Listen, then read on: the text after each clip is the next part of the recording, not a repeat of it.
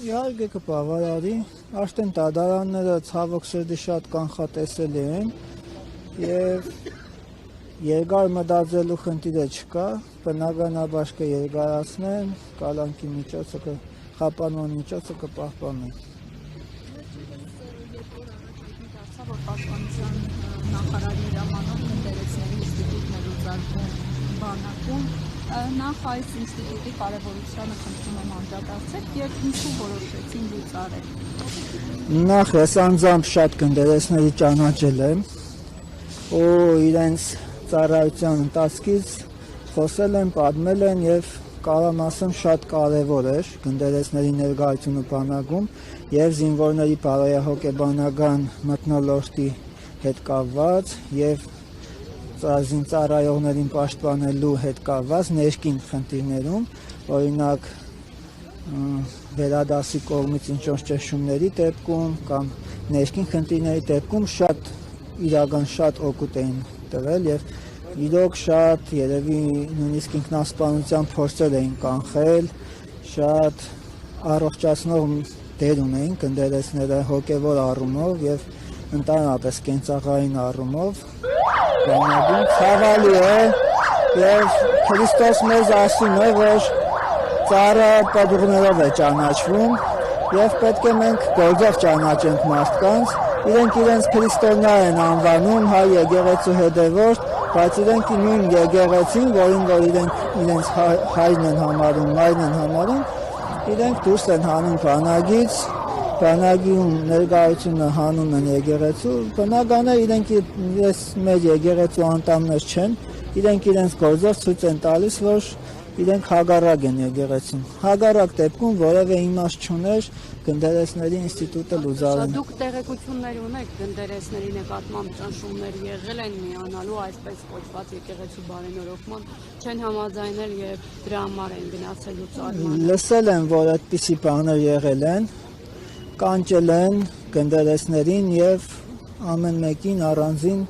ինչ-որ խնդիրներ են տրել միանալու։ Այդ զուտ լսել եմ, անձամբ ես տեղեկություն չունեմ,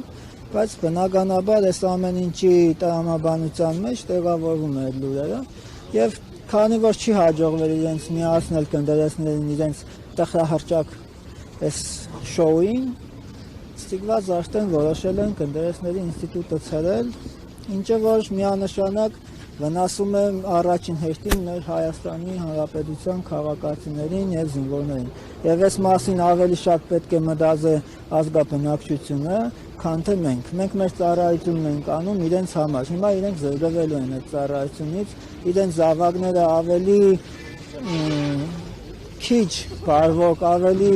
ոչ հոգևոր մթնոլորտում են ծառայելու եւ հոգևորականների ծառայություններից չեն կարողանալու օգտվել, ինչի կարիքը որ միանշանակ շատ ունեին եւ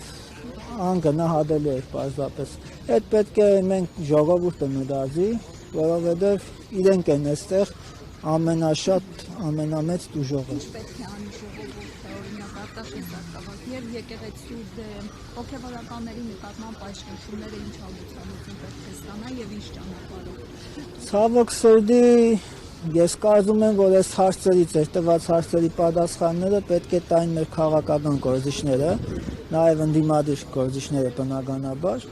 որտեղ քանի որ այս հարցերը քաղաքական խնդիրներ են եւ քաղաքական լուծումներ են պահանջում, ես հոգեվորական եմ, սարգսակ եմ եւ դեռ կոնկրետ լուծումներ չեմ կարող առաջարկել, բայց պետք է մտածենք այդ առումով, ինչ կարող անի քաղաքացին իր իրավունքները պաշտպանելու ցավոք սրտի սեփական պետությունից, քանի որ այսօր մեր պետությունը աշխատում է մեր ազգի դեմ։ Ընդդիմությունը պասիվ վիճակում է, հա, ահավոր պատճառի չի արձագանքում այդ գործի խախտերին, ինչ-որ քայլեր չի անում, դուք այսպես ողջի դիտող չի բերում այդ։ Ես չեմ կասկածում իրենց բարեխղճությանը, բայց թող ինձ ներեն, բայց կասկածում եմ իրենց կարողություններին, որովհետև եթե իրենք կարողություններ ունենային մասնագիտական եւ եթե պատահական մարդիկ չլինեին այնտեղ, միգուցե ավելի ռեալ լուծումներ առաջարկեին եւ այսօր գոնե քայլեր անեին, ժողովուրդն տեսներ այդ լուծումները եւ կգնար իրենց հետևից։ Այսօր որևէ լուծում չի առաջարկվում ցավոք սերի։